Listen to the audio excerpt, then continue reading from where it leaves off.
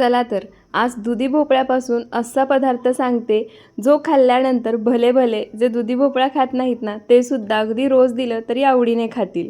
त्यासाठी इथे मी एक दुधी भोपळा घेतलाय। आता दोन्ही बाजूनी दुधी भोपळा चिरून घ्यायचा आणि त्याची साल काढून घ्यायची। दुधी भोपळा कोवळा असेल साल नाही काढली तरी सुद्धा चालेल। त्यानंतर एका भांड्यामध्ये पाणी घ्यायचं, त्यामध्ये थोडंसं मीठ घालायचं आणि व्हिडिओमध्ये दाखवले त्या पद्धतीने दुधी भोपळ्याचे पातळ असे काप तयार करून घ्यायचे। दुधी भोपळा मिठाच्या पाण्यामध्ये ठेवला की काळा पडत नाही।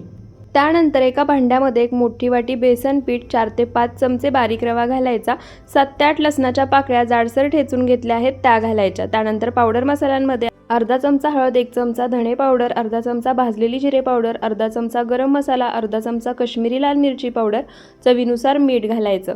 सर्व साहित्य एकसारखं मिक्स करून घ्यायचं। लागेल असं थोडं थोडं पाणी घालायचं आणि मध्यम सैलसर असं बॅटर तयार करून घ्यायचं।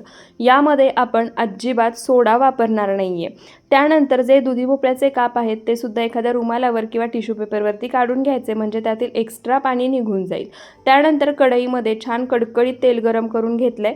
दुधी भोपळ्याचे काप बेसन पिठामध्ये घोळायचे आणि तेलामध्ये सोडायचे आणि मीडियम टू लो फ्लेमवरती छान सोनेरी रंग येईपर्यंत अलटी-पलटी करत तळून घ्यायचे। मिरच्या सुद्धा तळून घ्यायच्या। सोडा न वापरता मस्त टम्म फुगलेली कुरकुरीत दुधी भोपळ्याची भजी तयार आहेत। नक्की बनवून पहा, सर्वांना खूप आवडतील।